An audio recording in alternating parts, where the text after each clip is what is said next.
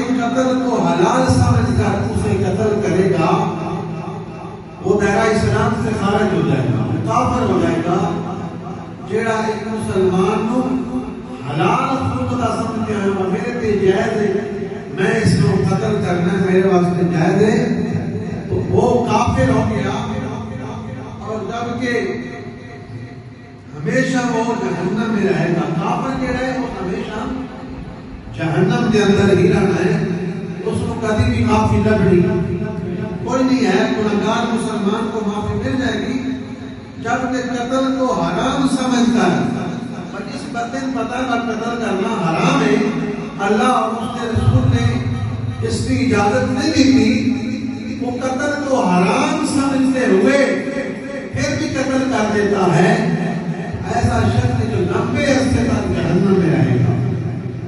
اور جہنم کا تو ایک سیکنڈ کی عذاب جو ہے وہ برداشت کرنا مشکل ہو جاتا ہے۔ تو یہ ایسا شخص ایک لمبے عرصے تک جہنم میں رہے گا جو حرام سمجھتے ہوئے جو ہے وہ مسلمان کو قتل کرے گا۔